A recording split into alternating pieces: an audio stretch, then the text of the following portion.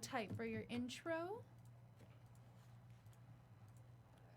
You've now tuned in to the Drawing Word Podcast, a powerful, thought-provoking discussion where we talk about family, relationships, ministry, community, and career. Let's see what exciting guests we have on our show today. Great evening, everyone. This is your host and the founder of the Drawing Board Podcast, Andre Ebron. And tonight, actually, Kate, listen, do you know what tonight is? Tuesday? Tonight is Tuesday. It absolutely is Tuesday. Yay! Yay, Tuesday. We made it through Monday. But tonight is, we have, actually it's on the 2nd, but tonight, since we're going to celebrate it tonight, I've been hosting the podcast here for a year. Wow. Yeah, yay. So 12 months in, 40 plus shows. We are here, the Drawing Board Podcast. We've had some amazing guests on the show. We've talked about some amazing topics. Our 5 domains is family, relationships, ministry, community, and career. And tonight is no different. Tonight I have on the show Miss Tanisha Johnson. Welcome to the show. I mean, like we popcorn, needed like a fireworks. we needed all of that. Yeah, absolutely. Hey, how are you? So welcome to the show. Thank you so much. I'm so excited to be here. You know, as always. I mean, I think we have had the pleasure of speaking in passing. I think that we have. You don't think we have? Just Facebook. Well, no, I think we talked at the Flip the Switch conference. Oh, so it was like quick a hello. passing, yeah, like, hey, how you doing? Oh, all okay, right, yeah, yes. hey, I'm Facebook like, that was friend. 3 years ago. Yeah, I see you. Hey, how you doing? All right, what's going on? And but I follow you. Okay. One of the reasons that I follow you is because you ask the questions that no one else will ask, right? Yeah. And another reason that I follow you is because you provide such motivation for writers. Yes. And I myself, I'm an author. Yes. So I follow some of the tips that you share, some of the challenges that you put out. Absolutely. And you always say what your book was made to change the world. Yeah. But unless you write it, you can't change the world. You can't change the world. Yeah. So you got to get it done. So you, what I would call a woman of action. I love it. And I tell people, get paid for the pain. I mean, you went through it. You might as well write a book about it, write a movie about it, short film, do something. Yeah, get it out there, yeah. right? And I mean, it coincides with all type of scriptures, say, for we overcome by the blood of the Lamb and by the word of our testimony. By the word of our testimony, So, it becomes a testimony to those that read it. We become living epistles, read of men, all of those good things, right? And so we got to get it out there, right? And somebody told me when I first wrote my book, that my children's children's children will be able years from now to lift that book up and say, great, great, great granddaddy Ebron. That they never met. Never met. That he wrote this book called The Drawing Board. Yeah. And he wrote many other books. But then it also serves as a gateway for your children to express themselves. Yes. You know? So, but before we jump into all of that, right? Yeah. Before we jump into all that, though, that is the reason why I'm so honored to have you on the show. Thank you so much. Because what I look at when you are asking these questions is a base of integrity, right? Right. And so when you look at getting answers to this is going to solve somebody's complex problem. Right. It may save a marriage. It may ignite somebody's faith. Right. It may keep someone from falling from the faith. Absolutely. And what I love about it most is that it's going to bring healing. Yeah. So I ask the questions that a lot of people don't want to ask. The things that we don't want to talk about, the taboo subjects, the rapes, the molestations, the predators, the questions in the church that we just been doing things for 500 odd years and we don't know why. I ask those questions, the hard questions. Yeah. And so then here's the question. The pastors hate me, by the way. Oh, I mean, so here's the thing though. Is they that hate me. I think that when you are speaking to a learned community that acknowledges, and so I work in a school community. Oh, right? okay. Yeah. So background is criminal justice psychology and social work. Yes. So I have, from the gamut of issues you talk about, I'm just like, oh yeah, that exists. That is happening. Yeah. You know? And it's more common than we talk about. Right. So the statistics, I think, when you talk about like rape and molestation, you're talking about like 1 in 3, 1 in 5. Yeah. 1 in 3, 1 in 5 people have experienced this, right? And guess what? So I had a workshop this weekend. And in that workshop, one of the authors is the Writer's Block Intensive, and one of the authors was revealing her journey of healing through molestation, and every woman in the room could relate. Absolutely. I did not handpick these people. I didn't know that. But what are the odds that you're in a room and everybody in the room has been molested? And that's why it's important that we get it in the book. Yeah. And that's Yeah. why it's important that you continue to hold those workshops, and that, I know Yeah. that you have a women's group called Untouched. Untouched. Yep. Yeah, that is ministering, Yes. healing. Yes. Through a small group. through a small- yeah. Yep. We keep it private. It's like Vegas, but we're going to work through the healing process. Absolutely. Yeah. And so while I do believe in miracle healings and laying on the hands and Yeah. all of that, I do believe that there is a healing process. Yes. And Yes. so I think that the initial encounter with Christ Yes. puts you on the right path That's right. to discovering the healing that can occur through relationship, right? Right. Yeah. Yeah. It's that thing of peeling back the rug and lifting up the rug, because we want to sweep so many things under the rug. And so, like the second class, what Holy Spirit had me do was just tuck some things under a rug. And so they came in the room and they didn't know. And so I'm like, maybe y'all should look under the rug. I think it's something under there. And there were all these like sticky notes of guilt and shame and those things that we just tuck under the rug. And it's like, when you see this word, how can you resonate with this word that you just picked up from under the rug? Right. Yeah. And those words become triggers Yeah. to experiences and Yeah. all of those types of things. But I want to let the people know how great you are. So let me hold on. So You gonna read the I am. I'm official, going to read the official bio. presidential bio. Listen, I told you all why I follow her and why I'm so glad that she's on the show. Because I think truth demands a response, right? Yeah. So when those questions go out, like that truth Yeah. demands a response. Absolutely. Right? And a lot of times people who are in position of power, Mm-hmm. who don't necessarily have the answers, will feel uncomfortable with the questions asked. They have flat out asked me, why are you asking so many questions on my page?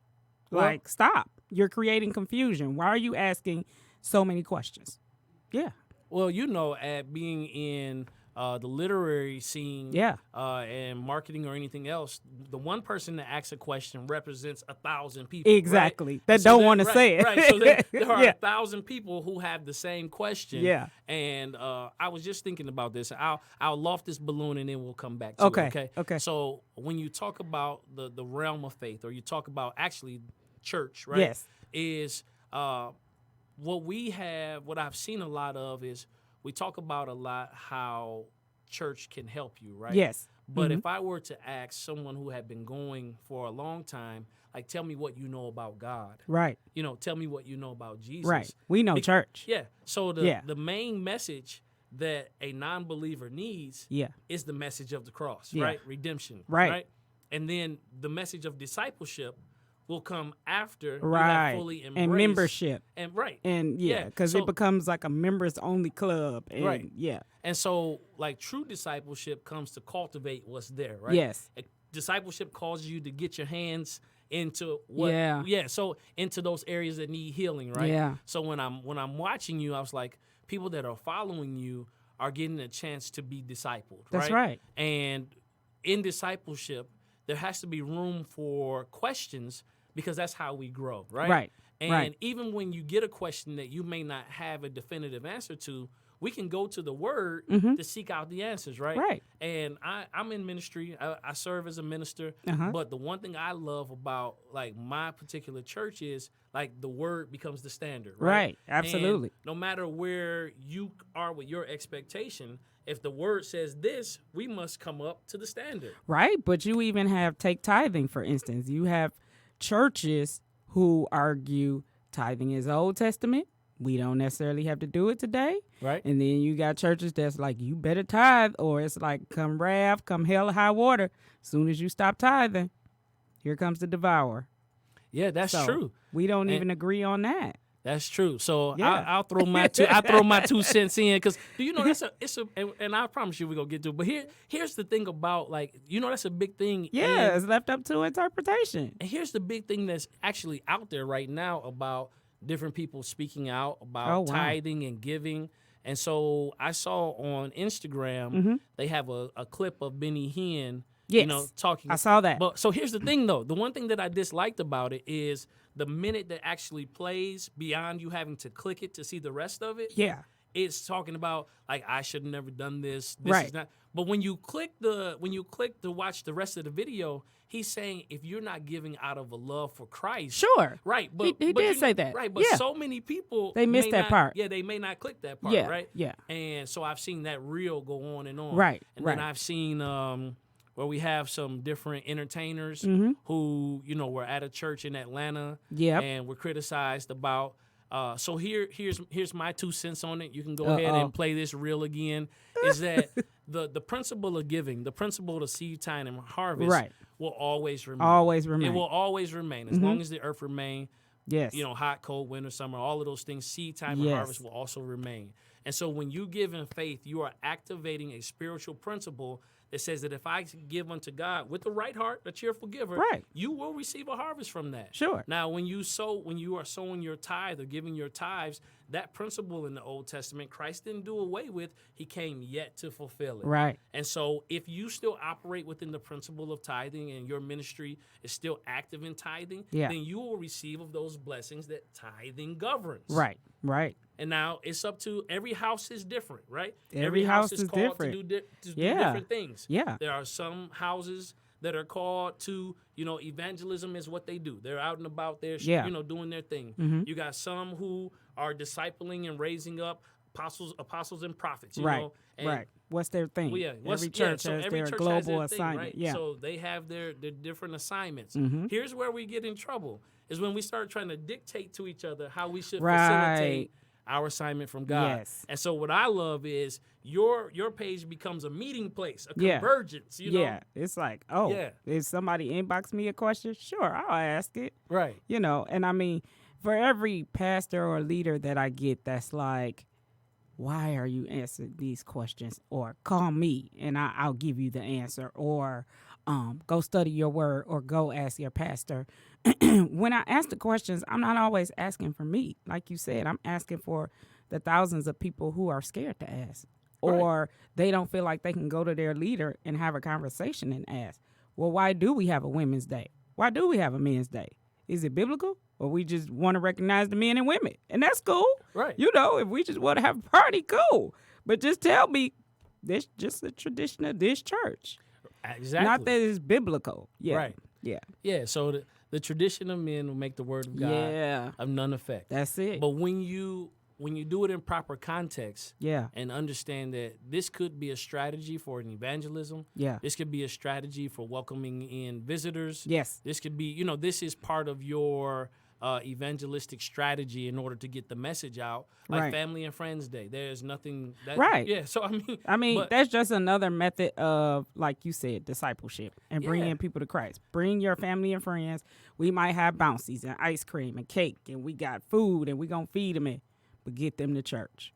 Absolutely. Yeah. And all I'm saying is, if you do all of that, you invest all of that, you better have something good to say. Yeah.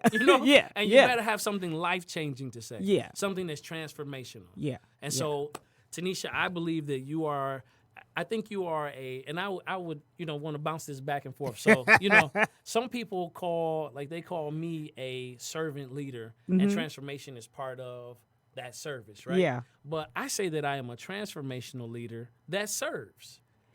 Yeah, absolutely. So when I look at your page, and of course, and we get the servant leader piece from our model JC. You know what I'm saying? Yeah. And Jesus Christ, that's his name. If you know, that's my brother. I can call him JC. Yeah. So JC. Yeah. So when you think about it, like every juncture that, and I've been following you, I've been watching Yeah. you. And so every juncture where I see you enter into somebody's life, Yeah. like there's immediate transformation. Or, I hope so. no, I'm God, saying, yeah. No, I've been watching because I guess the kids would say I'm trolling, right? Right. Yeah. I don't know. And I comment, and I comment on Yeah. things that I feel compelled to say, like, Right. hey, check this out, Yeah. or this, that. But I watch how people are provoked to think critically about their faith, right? About everything, though. About everything. Yeah, because what I want people to do is to think, because otherwise it's a slave mentality of I do whatever I'm told. Mm-hmm. it's another form of slavery, whether it's in the fields where we used to work as slaves versus in the church now. Because some people don't open their Bible, they don't read the word for themselves, so they're depending on their leader to like spoon feed them, like baby food. Like whatever he gives me, that's what I eat this week. And you know exactly, you spoke to it, so you know where that comes from, right? So during during slave times, there were only certain ones who knew how to read. Okay, right? I did know and that. So yep. there were certain ones who carried the message because they knew how to read, right? Correct. And so the other people would gather around, similar to the storytelling time, or where they would receive these messages, and that's why the preacher began to carry such mighty authority, because A, he was the one that could read, and then B, he was the one who had the influence, right?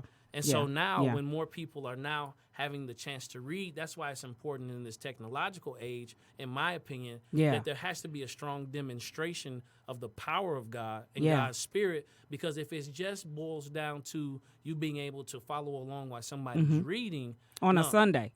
So that you're going to have to bring that revelatory point. And at what point do you live it? Right. Like, we're called to live it.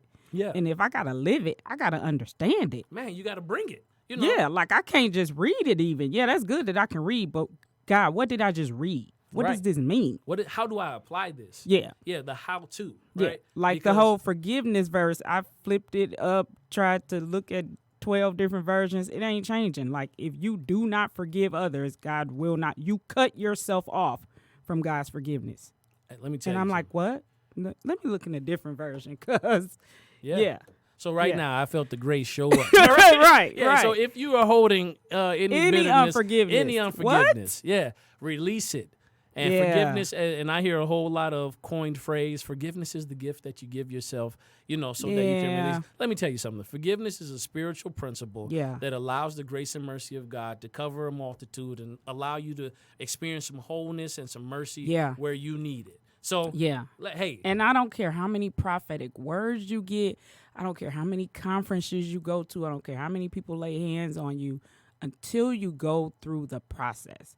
I feel like God will keep bringing up the issue, the person, whatever it is that you need to get over before he releases the fulfillment, the totality of everything he has for us. Because I don't even think I've seen like 25% of it. Yeah, I don't think so either. I mean, what is it? We know in part, we prophesy in part. Right. So here's the thing. I've been waiting on this. I was like, Lord, because I've been having this, it's a book idea, sort of, kind of. Yeah. But here's what I want to co-write with you. Okay, let's do it. That's I want to co-write with you. Okay. And the title of this, I've tried to write it as an article. Okay. And listen, and God be like, no, Or I've written it out. Like it's bigger than that. And so I've written it out, and I was like, I'm not impressed. You know what I mean? So I have trashed that. So I was like, that ain't it. So here's the title, right? You ready for it? Here we go. You ready for it? Are you ready? It should be a drum roll. Here you go. Right. Here you go. Fractured innocence. Ooh, I like that. And my mind went to like screen, stage, all of that. So like fractured short innocence, film. right? Yeah. So like before there is an experience that fractures that innocence that we're born with. Like, so I would ask a person, what's hidden in your fractures? Yeah. And sometimes a fracture is worse than a break.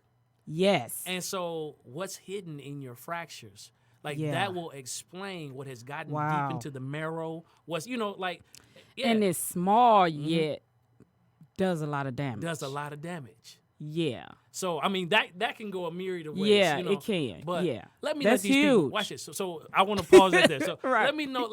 Let me let them know. Throw some authority behind who I'm talking to tonight. All right. Do I seem excited? I am. All right.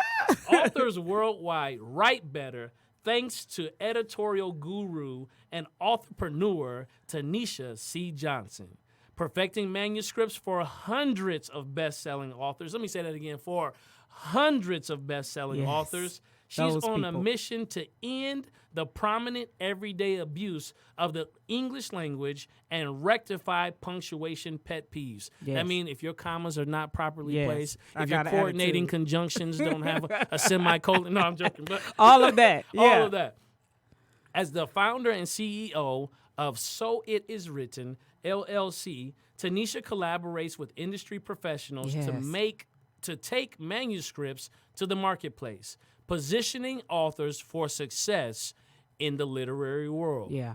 Well known by many as a human spell check, noun nerd, and grammar police, Literally. she proudly wears the badge of honor to correct and serve. Yeah. Dubbed the editor's editor, Yes. Tanisha hosts the annual Red Ink Conference to empower aspiring authors to write from the editor's point of view to save time and money in the self-publishing process. She positions writers as experts in the industry. So you can take a writer from a novice to expert. That's awesome. Yes. Empowering them to create their own writing, editorial business, and thus develop, everybody hold your breath, multiple streams of income. Multiple streams of income. I'm telling you, Yes. listen, more than one stream. At least 7 to 10. 7 to 10. Yeah. Hey, no, seriously, you need it. Yeah. So, as we were saying, fractured innocence. Yeah. No, that's good. Now Yeah. you got my wheel spinning. Yeah, so I I'm would excited. love to co-write that with you. Yeah, let's do that. And Wow. I know that's going to be powerful. I know it'll bring healing. Yeah. And tonight, one of the things I mean, out of all of the awesome books, listen, you need to go. What is your website? So So the can go now. website is soitiswritten.net. Soitiswritten.net. Yeah. You need to get this book right here, grammatically correct. Incorrect. Grammatically incorrect. When commas, when commas save your sentences and your reputation. I told you about those comma splices. Right. I just told you about them. You need to get this book. Yep. What encouragement, next exit. Yes. 100 words of encouragement. Yes. Tidbits of inspiration. Let's go ahead and see if we can get one. All right, let me flip Go to it. ahead. All right. This one, I'm going to go ahead and take I this wrote it as- 10 years ago, so don't ask me what's in it. All right, here we go. Listen. Not some, but all things, capital all. With God, all things are possible. I don't care what it looks like. I don't care who said it won't happen. I don't care what your bank account looks like. I don't care what you lost. I don't care if the economy goes bankrupt.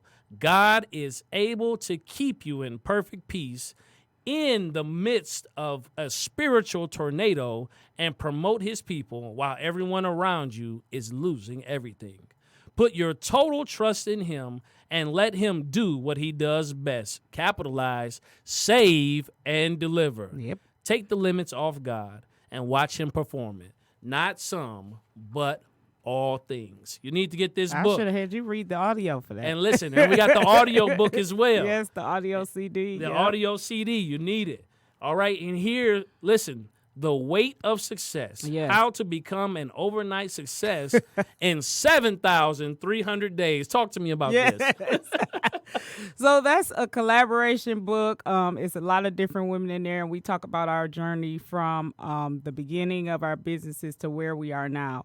And so people see you, they see you out. They think they know you, like, from social media. They like, hey, that's Tanisha. What's going on? How are you? And it's like, yeah, they have no clue what. Like I said, I wrote 100 words of encouragement 10 years ago. Wow. And it's still selling. 2020, it'll be 10 years. I did it in 2010. But even before that, I was in journalism and writing for all of my life. So it's like, you know me now and you see me now and you consider me a success. But there are people who know me all my life they like, oh, that's just Tanisha.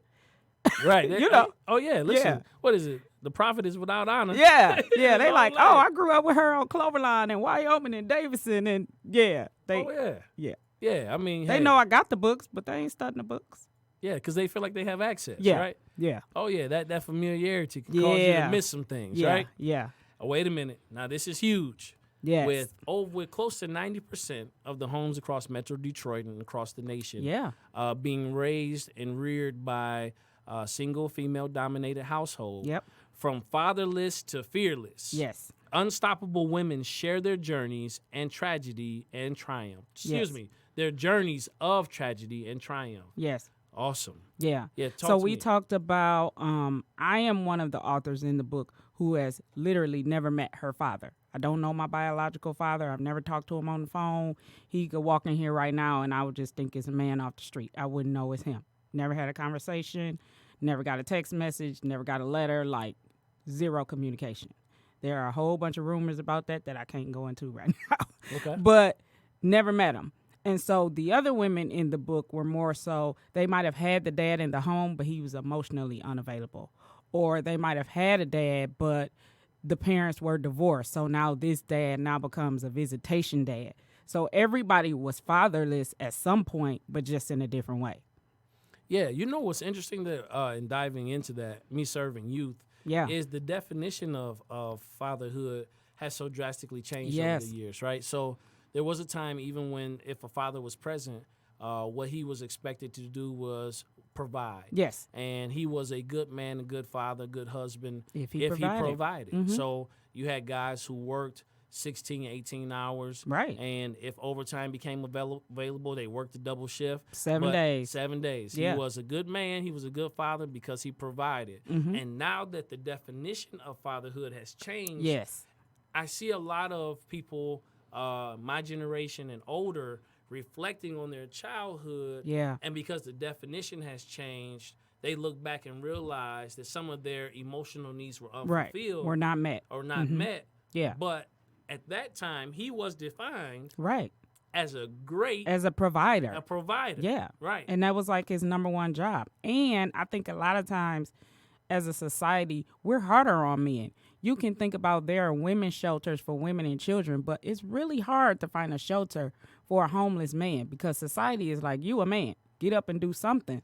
But for those men who did stay and those men who were the providers, who's to say they were even emotionally stable themselves or that someone had poured that into them for them to now transfer to their children? Because I can't give you what I don't have.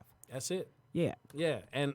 And I would dare to say that a good majority of them didn't Yeah. have the tools They to do didn't have that. it. They didn't know how. Yeah, they didn't know how. Yeah. Me and my husband both, we grew up in homes where nobody said I love you. What? It was like, get out the car. Go to school. Bye. Have a good day. Right. If you heard, have a good day. But you didn't hear I love you. Yeah. So now that we have children who desire that from us, my middle son and my daughter, they're like, y'all ain't said I love you today. And we didn't pray. And we didn't, it's like, oh. But it's a reminder that kids need that. Need it. Ours are just vocal about asking for it. Because what about the kids who never ask for it and they never get it? Right. Yeah. Yeah. And I think that's the difference in this generation. Yes. Good, bad, or otherwise, they're going to be vocal. Oh, they are vocal. They're going to. They are vocal. Going to speak up, right? Yeah. To a fault. Yeah. Yeah. Absolutely. And I think that we run into, as parents, sometimes the same problem that other leaders run into. Yeah. Because some of us don't want to admit that we don't currently have the answer. Yeah. Or I'm unqualified. Right. I'm unqualified and I have to grow into the parent that you need me to be. It was very uncomfortable for a while for me to tell my kids, I love you. More so for my son because he's a boy, but he was the first one who was pulling it out of me even more than my daughter. Now, when my girl came, okay, everybody was loving on her because she's a girl. Right.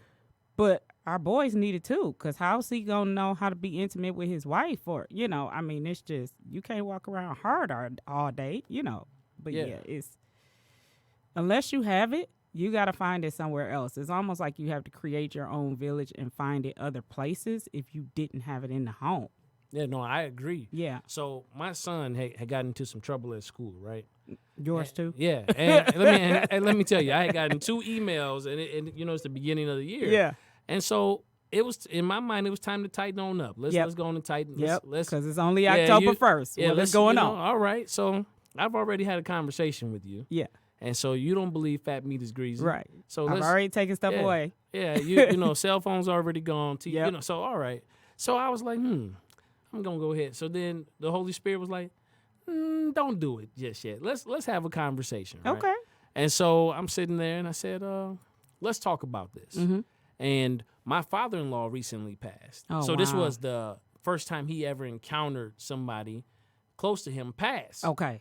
And so he was sitting there, we're talking, and I'm like, okay. I said, well, what's going on, man? What's going on? Yeah. And so, of course, the tears started flowing. Yeah. And in word, I had told him, I said, what do I tell you all the time? That real men cry. Yeah. And so he said, yeah, Dad. He said, but I had never seen You cry. Exactly. Right? So, He like, and so- lead by example, dude. right, What? right, yeah. So I told him, I said, oh no, yeah, I definitely, I Yeah. cry. You just I- never yeah, I see me said, cry. Yeah, I said, Yeah. I just, I have my moment with y'all. I'm with you Yeah. guys, and then I take my moment, Right. then get myself together. And I was like, oh, okay. Yeah. And I said, there was in my childhood a message to my tear ducts Yeah. that you got to be strong. Yeah. And I said, and I broke it down to him. I said, you're 12. Mm-hmm. I said, this is the first person that you lost at 12. Yeah. I said, so son, let's go back to when I was 12. I said, by that time, 2 of my cousins had been gunned down in the street. I had Wow. lost my great-grandmother. Yeah. I said, and my household was the household that everybody at one time or another came and stayed and Okay. journeyed. So we Okay. were the strong household, Right. right? Right. Yeah, so you really can't right. cry. Yeah, so Yeah. we got to get ready to Yeah, to we do got to this, serve right? these people. Yeah. And that's when God gave me the message because I remember because my mom didn't cry. Yeah. And so when I saw her cry one time, I remember getting tough, right? Like Yeah. I got to get tough. For And- her. For her. Yeah. And I remember, and the Holy Spirit hit me. He said, a mother's tears, just for me, Yeah. a mother's tears ends up hardening the heart of her son, but a father's tears gives his son permission to feel. Wow. And I was I've like, never I was heard like- that. I said, wow. Wow. And so we sat there, and watch this, and I'll be honest, even in the midst of us having this huge moment Yeah. and my eyes swelling with water, Yeah. some message said, Don't cry. don't let that Don't do it. don't Don't do it. Don't let that fall, right? And so, I said, oh, somebody, and then you find what men will do is they find levity, in Yeah. the situation in order to kind of divert. So if you Yeah. ever see a brother go, Yeah. he's trying to keep them tears from falling. Yeah. But yeah, that is true. Yeah. And so, I at that moment, and I'm sharing this because I told my son, I said, listen, in areas where I have failed you Yeah. as a model, I said, what I have a responsibility to do is still teach you the principle. Right. I said, because I'm still working through that. Yeah. And I I'm still said- trying to learn it. Right. Yeah. I said, yeah. and so we're having this open dialogue, Right. which end up, watch this. I end up talking to my dad, who I didn't grow up with. Oh, wow. And so we end up sharing that. I end up sharing that moment with him, and it ends up being cathartic Wow. for both he and I. Sweet. Okay. So, So, yeah, it I opened mean, the door. Yeah, open the door. But when you think about society telling boys to be strong and man up and, don't cry and don't be weak, and that goes against the word of God, because it's like in our weakness, that's when he is strongest. That's right. When we think we got it, God's like, I'm on break. Yeah. Yeah, I'm let me taking know my when you need 15. me. Yeah. Yeah, like, cuz let me know when you need me jump in, cuz you got this. Yeah. Right. And Yeah. that leads me to what I know everybody with bated breath is waiting to talk about. When you talk about relationships and you talk about marriage and Yeah. how among our nation and society, how even that definition has undergone It's changing, so many ain't changes. it? Yeah. And so Marriage Uncut, And this is a- part 2. This is part 2. Yeah. Straight This is talk. part 1. No chaser. Yeah. So talk to me about like the journey of writing this, where this came about, why you felt compelled to share. So I felt compelled to start the Marriage Uncut. And let me just say, I'm working on Marriage Uncut Part 3. The plan is to release it in February of 2020. I don't have all of the authors yet, so I'm kind of loose on that date. But the purpose is to get people to tell real stories about real marriage with no judgment, regardless. And I didn't want the happily ever after, because I think a lot of people are aiming for the happily ever after, and then we get disappointed if we don't get that. Mm-hmm. And not every marriage is the same. Not every marriage is going to end the same. Not everybody is going to be to death do us part. One of the young ladies in Marriage Uncut Part 1, her success journey was getting out, because if I'm in a marriage but it's domestic violence, okay, it's my life or this marriage. I'm Right. choosing my life. Right. So just real stories, again, dealing with the real raw issues. And I wanted women and men who have been divorced. I wanted people who may be divorced and still single. But what did you learn in the journey while you were in the marriage? Because that's what we need. That's what we need. Yeah, we don't need the fact that, okay, God restored and now I got a new wife and it's happily ever after. Great. But what was the journey in that one to cause it to fail? In your opinion, Yeah. that it failed. Yeah. Yeah, I mean, because those are the pitfalls Yes. that other people can avoid, right? Yes. So a smart man learns from his own mistakes. Yep. and a wise man learns from the mistakes of others, right? And so, and in marriage, trust me, you want to learn from somebody else's mistakes. trust me. Trust me on that one. You do that not is- want to be up here making mistakes over and No. over again. Yeah. You want that vicarious experience. Like, Yeah. let me just get it You from... want somebody yeah. telling you from a stage That's on a right. marriage panel. Yeah, Yeah. absolutely. You're like, okay, cool. We can avoid that. Yeah. Or what I find is if we look, we have seen a lot of classic examples of what not to do. Yeah. Yeah. And Yeah. and one of the reasons I thought this topic was important because whether it's in the church or across the world, Yeah. marriages are failing at a higher rate than Yes. ever.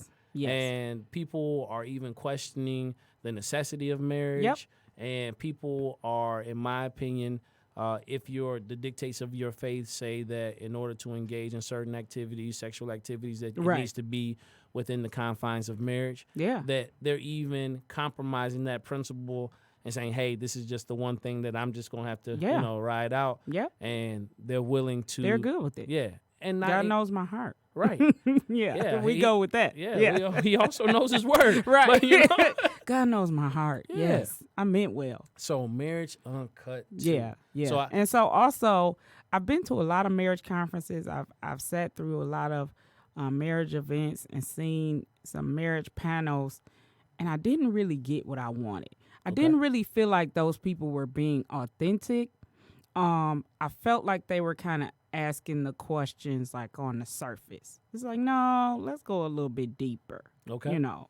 So in Marriage Uncut Part 1, we actually me and my husband talk about overcoming infidelity. And I was the one who stepped out.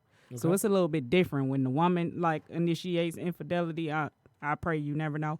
But it's a little bit different. So it was one of those things like, okay, traditionally the thing to do is to leave. Right. And so it was nobody but the Holy Spirit who told my husband, you got to stay. And it had to be because the man in him, the pride in him, the husband in him was like, I'm packing up the whole house. I'm done. I'm out. Like this was the deal breaker. But God will take you right to the deal breaker. That's right. He will. And be like, now what? He still had a choice to stay or go. God does not command him to leave because of infidelity. He has that choice. Absolutely. Yeah. So while we're talking about your husband, let's give a shout out Right. to Brother Jermaine. To Jermaine Johnson. Yeah, shout Yes. out, big fella. Yes, sir. Yes. Absolutely. And I think especially when we get in marriage, Yeah. I think that a lot of people forget that I'm with you by choice every single day. Every day. Like every day that we wake up next to each other, Yeah. it is not 100% guaranteed. Like, no, this is my choice I make Right. on a daily basis. Right. And I'll say earlier in our marriage when we used to fight and bicker and say, every other month or 6 months, it was like, I'm getting a divorce. I'm done. It's over. Yada, yada, yada. We would literally, like somebody would die. Like somebody close to us would die. Like a friend or a family member or a military buddy. It was like that detrimental to open our eyes. Like life is short and y'all arguing over stupid stuff. Like get on with life. Yeah. And, Yeah. I think that every couple, that's a generalization. I would say, a good majority of people in those first 1 to 3 years when you're trying to figure that thing out and you got two separate systems, you know, and you're trying to get it all to come together. Yeah. Merging two systems, there's going to be some friction. But guess what? We're in year 16 and we're still trying to merge systems. Because there are still, as the kids grow and we progress, there are some things that I don't agree with. There are some things that I do that he doesn't agree with. There's a business in the mix now, and now I'm off work full time from corporate, but I'm grinding on my business, trying to get that up. So, I mean, there are a whole bunch of different dynamics to where it's like, it almost feels like being in year one because it's rocky because now we're in some new stuff that we've never covered. Now, we mastered the whole give me your cell phone, let me check your social media, all the petty stuff. Yeah. Yeah, it's like, here go the phone. Like, what, check the email, whatever. It ain't nothing. But yeah. Yeah, and I mean, that somebody's checking the cell phone right now. Right. I see you. Right. You actually watching my podcast through your I hope they significant not. other self. No. Oh, Jesus. No, but these are things that have to be conversed about. And Yeah. one of the in our marital counseling. So what I suggest is prior to entering into marriage, marriage counseling was so eye-opening, right? Yeah. And For those who have it. for those who have it. And I remember, because I was like, oh, yeah, I know her. Oh, yeah, we had these conversations. Right. We good. Yeah, we sitting in marriage counseling, and, I have answered my question. I'm like, yeah, come on. We ready? Yeah. All right. What? Yeah. Yeah. Who? Yeah. Huh? And I remember one of the funniest things was, like, so my wife comes from, like, I tell her she grew up on the porch, right? Yeah. And the reason I say she grew up on the porch is because her grandparents, everybody made sure she was good. Okay. Her great-grandparents made sure she was good. Okay. Her mom, and then her dad. And so everybody They treated her like the princess and queen. And she was, so much responsibility, first car bought. So she had all of these other, and I come from the scrap till you make it, Right. And figure it out. Yeah. And You need a car, you better work. Hey, mom worked 2 and 3 jobs. Yeah. We came from 2 totally different systems, Yeah. right? And you're talking about trying to figure that thing out. Yeah. And like her mom would go, and if she needed some new furniture, I remember walking in one time. No, yeah, I know this. I remember walking. Mean? I walked in one time. It was a whole living room, whole set of furniture. Then the next Like next a day, section of, no, like- next day I walked in, there was no furniture. She didn't Wow. took, and it wasn't that the furniture necessarily, quote unquote, needed to be replaced. Right. They're like, hey, okay, we've done it. We've done enough with this furniture. Let's get rid of it. And then I would come Wow. in, it would be totally new furniture, and I would be looking at my father-in-law like, bro, What is going on? Yeah. And so we went to go. This was year 1. And we were talking about, and I was like, oh, yeah, we're going to get this furniture together. We're going Yeah. to figure this out. And she was like, no. The furniture is for, I said, let me tell you, you didn't just marry a man. Wait, you what married. the- Yeah. It was an argument She about felt furniture. like she could decide what the furniture would be. Yeah, she did. And so let me tell you, and lightweight, Yeah. So here's how she does it now. And I just laugh because one of my mentors says, son, you got to figure out something. Yeah. So I lean in too because it's getting ready to be profound. Right. Right? And so he said, do you want to be right or do you want to be married? Yeah. Right. Because sometimes you can't have both. Yeah, you just can't. Yeah, Just forget it. Yeah, Yeah. So look, so this is what she does now. She finds the furniture, right? Then she takes me along. And Okay. I noticed what she did with the new furniture we just bought. Shout out, baby. I love you. And so we walk around the whole store, right? And she's like, oh, yeah, do you like this? I'm like, oh, yeah, that looks pretty cool. Yeah, Oh, Yeah. yeah, I like this Keep too. looking. Yeah, right? Okay. Keep looking. And Keep she's searching. Like, it's like, oh, my goodness, this right here, this furniture. Really? I'm like, oh, this is the one that you, oh, yes, this one.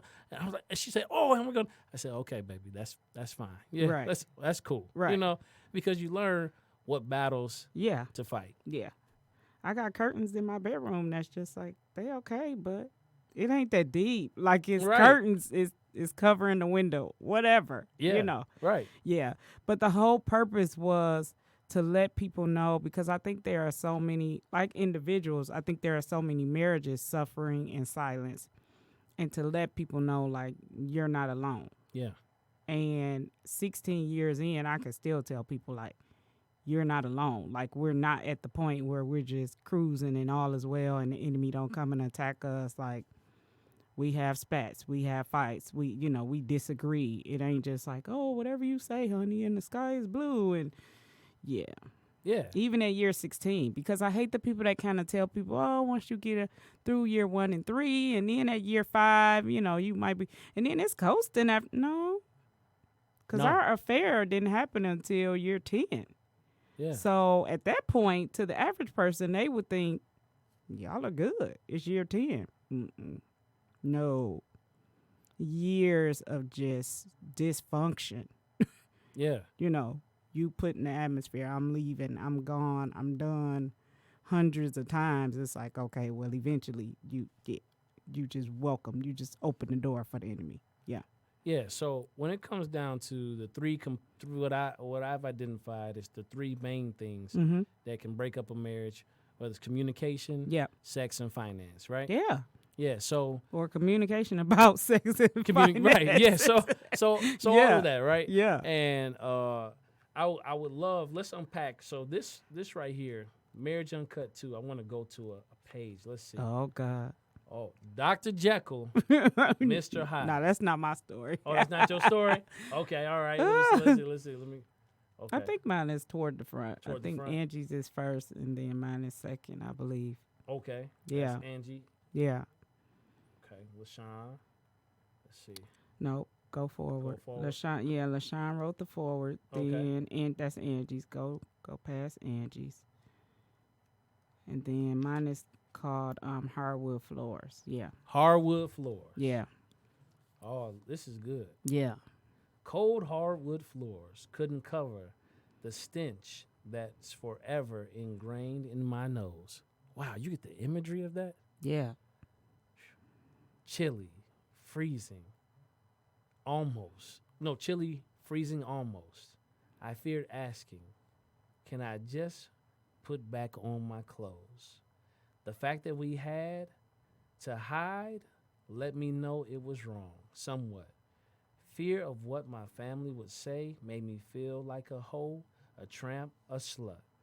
Many days I lay awake, waiting for the pain, the shame to subside, only to find myself searching for a deeper place to hide.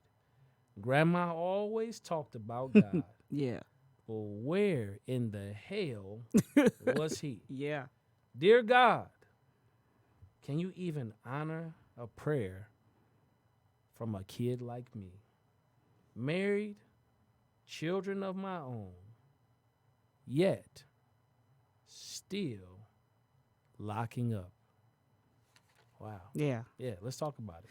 So this is the story of, this is kind of how at the end of that poem I talk about untouched. And so this is kind of how untouched was birthed. The word untouched was given to me in a communications class. I used to attend Detroit World Outreach. And I took a communications class. It was poised as a communications class, but it was really a prophetic class. Like, they tricked us. All right. But it was all about communication for Yeah. business owners. And I'm sitting there, and God told me turquoise and tiaras, which I've implemented, and he said untouched. And I've tried numerous times to do untouched at my home and couldn't get women to show for whatever reason. I've tried to implement it. And so now I do the small group under the leadership at my church, because we have like 52 small groups going at once, where basically if you want to lead a small group, go. Pastor's like, just do it. Okay. And so that poem talks about the thoughts and the feelings that I had from the very first time that I was molested. And so this story in part 2 deals with how the molestation eventually affected my psyche and turned into an addiction of like pornography, and then from pornography into masturbation, to the point where when I got married, I'm more than damaged goods. Like, I got 12 walls up. I'm like probably engaging in masturbation 2 to 3 times a day, to the point where I'm sick and getting headaches or throwing up. But the flesh is never satisfied. Right. So there was always a higher level that I was going for. There was always like trying to get that feeling over and over again. But by the time I got to my marriage, I didn't realize that those things were like barriers to my husband to be intimate with me. Mm-hmm. So that's what this chapter is about in part 2. Yeah. And Yeah. so I'm not going to, you have to get the book. You have to get the book. Yeah. But it's called Hardwood Floors because the molestation happened on hardwood floors. And I just got the epiphany. I love carpet. Like, I'm all about, we got to have carpet in every room. Like, if I could have a carpeted bathroom and not wet the floor, I probably would. Yeah, I was about to say carpeted bathroom Yeah. with sons. That's gonna be trouble. That's gonna be a little trouble there. But it's because when I walk on hardwood floors, it reminds me of that. Yeah. And God just brought that back to my remembrance. I'm talking about like maybe last week or the week before.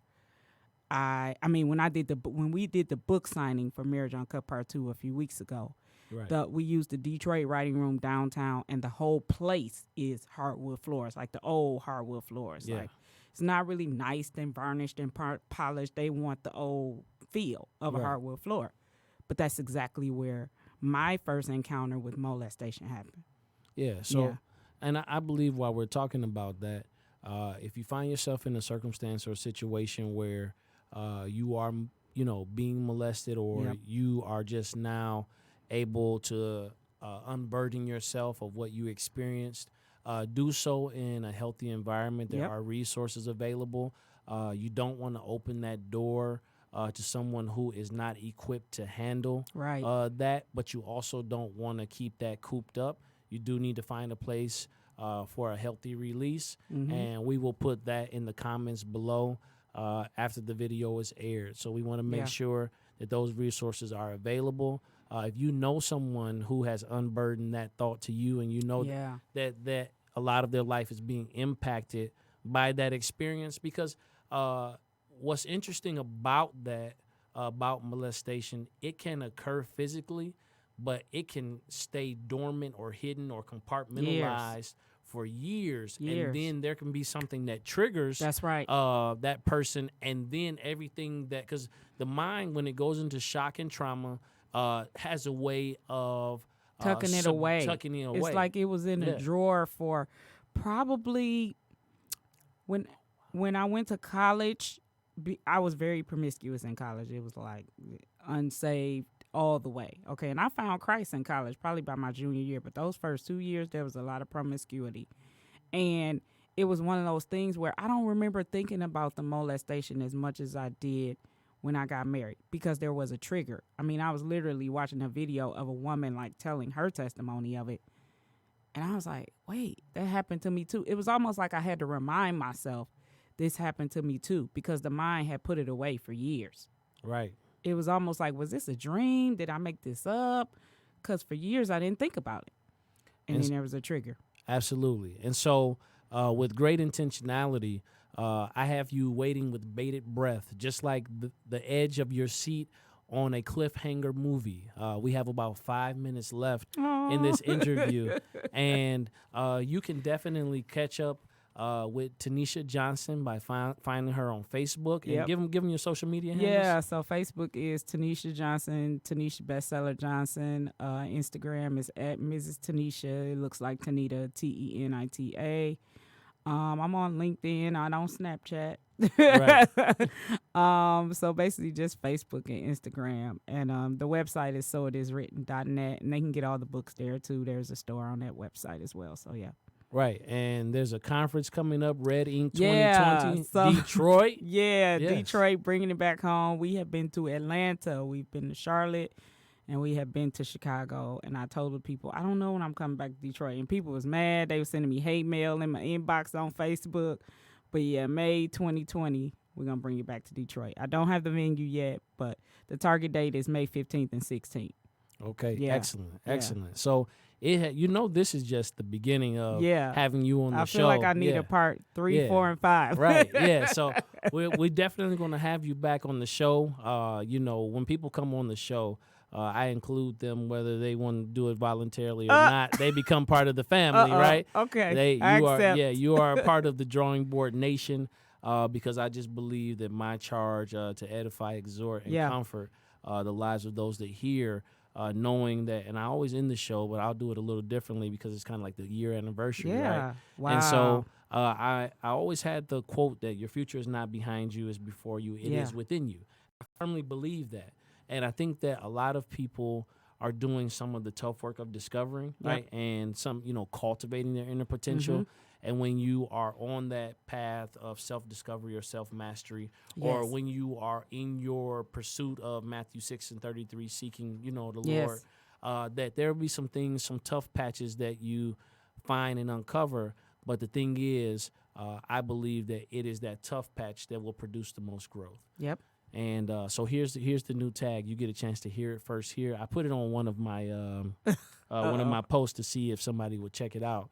But it's just a matter of time. Yeah.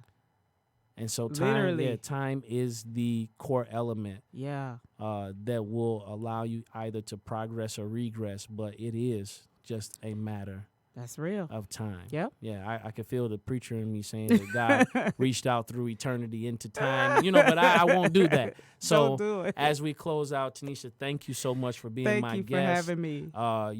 I'm going to do this now. I'm going to sponsor someone. If you drop your name and you write down the new tag, it's just a matter of time. I'm going to sponsor your book, your signed copy by Aw. Tanisha, and I'll make sure that you get it. Whether you better live in the type fast. whether you live in the Detroit area or if you live out of state, I will mail it to you. Now I'm doing the first one. The first one. Let's clarify, Because right? you'll be mailing 20 books. The first one that's able to put that in the comments below. So now I'll Yeah. finish the show saying this. I'm Andre Ebron, the host and the founder of the Drawing Board podcast, the author of the Drawing Board, the book, and the co-host of the Drawing Board Experience, the conference. It's just a matter of time. God bless you.